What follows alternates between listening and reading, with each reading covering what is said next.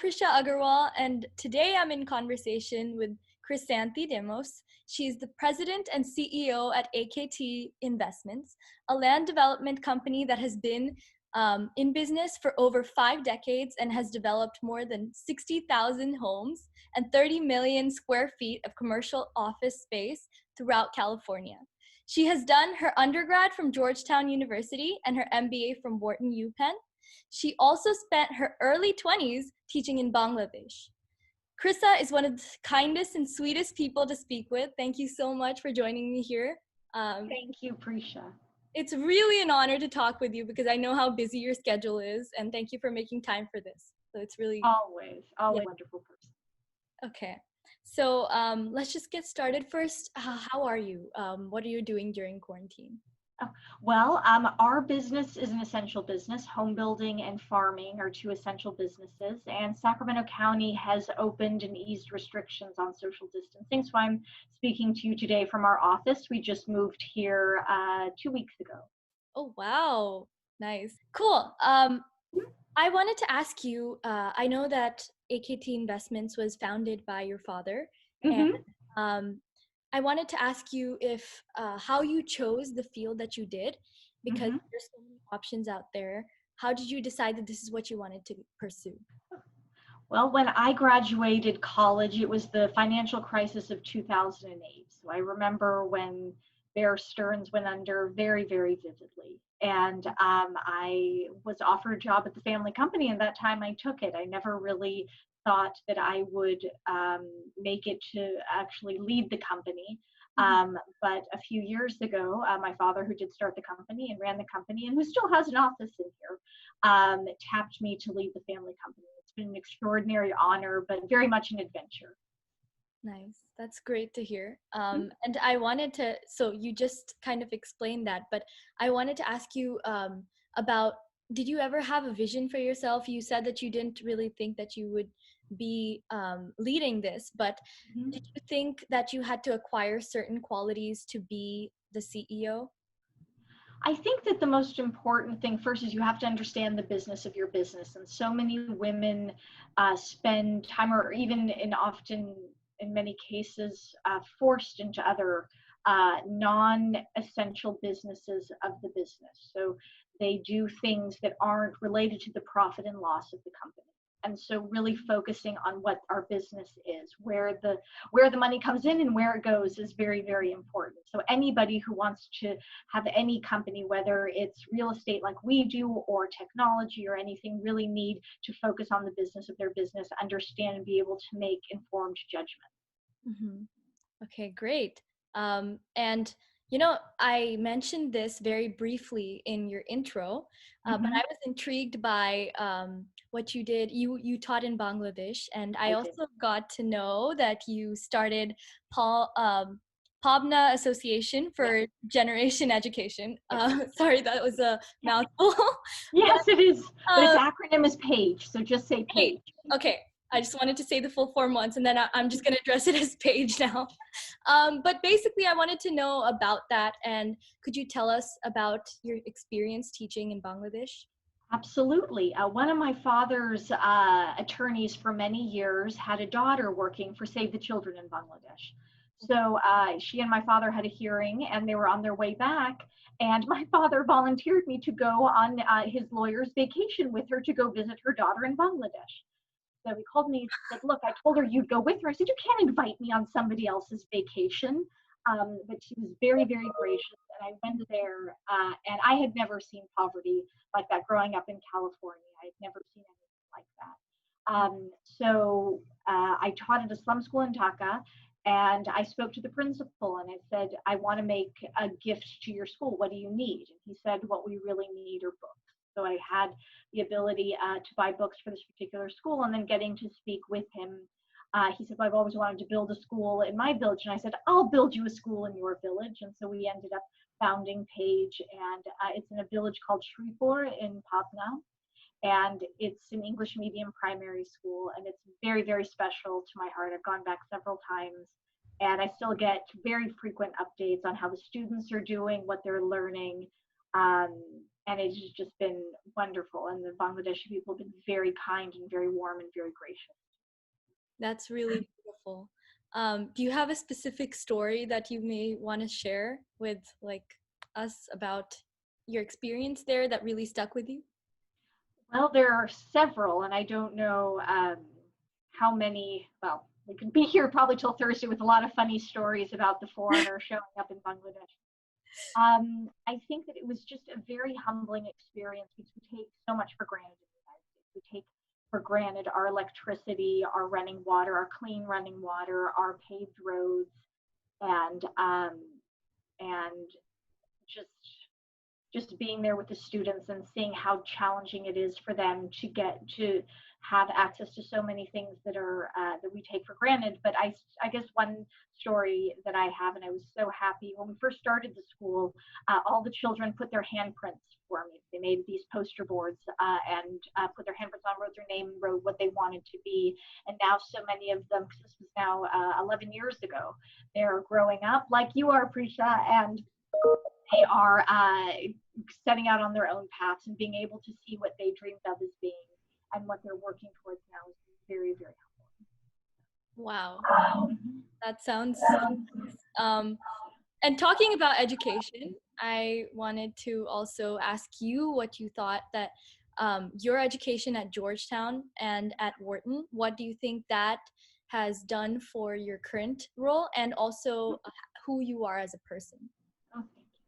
Well, Georgetown was very exciting. I have a degree in foreign service, and it was an exceptional, exceptional education that talked a lot about not just international affairs, but how different things that may seem unrelated on the surface are very deeply related the closer that you look, and to look at things holistically, not just in very small pieces.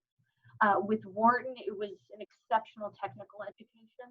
I learned a lot about not just finance and marketing, but really the technical financial skills that I needed to run my business. So understanding how financing happens, understanding how different pieces of a business can come together. But it was very, very helpful for me because I was now able to have a deeper understanding and a deeper ability to effectuate the changes and the business that I wanted to effectuate. So that was very, very helpful.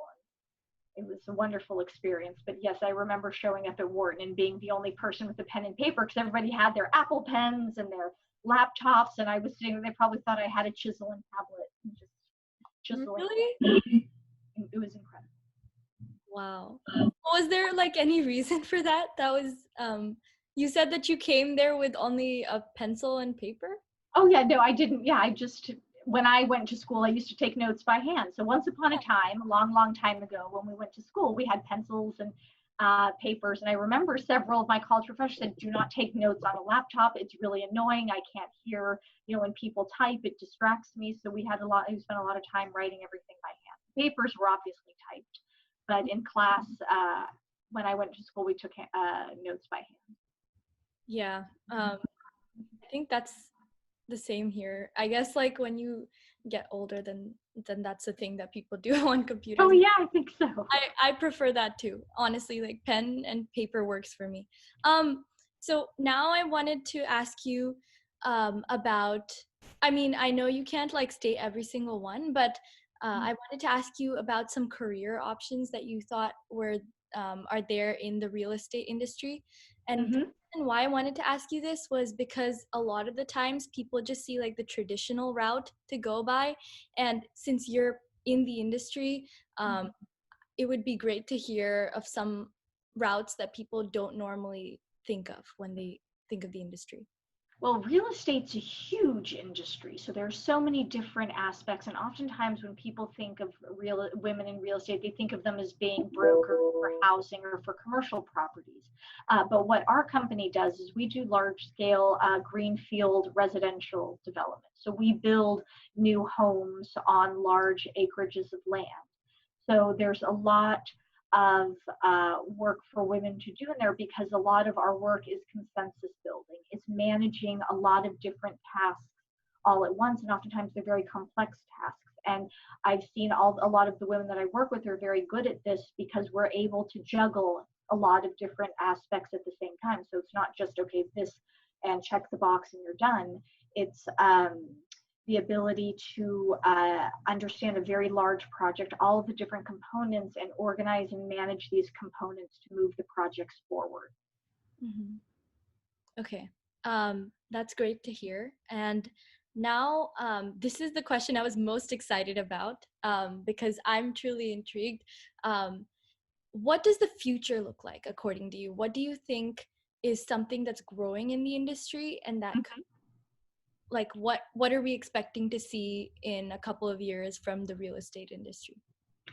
Well, I can speak for the new homes and the development industry, but we're really focusing on the a very long time frame of people staying in their homes. So what do we have to do to keep people in their homes longer, healthier, safer, and more affordably? We see a lot of seniors who want to stay in their homes, but it's for a variety of reasons they can't. How can we develop and design communities that allow people to really age in place, but people of all ages? How can we design communities that allow new families to live down the street from their parents so they have these supports instead of being far away? How can we help design communities for people who are aging and maybe one spouse has dementia, one spouse has needs, and the other spouse is doing what they can, but providing a lot of community support?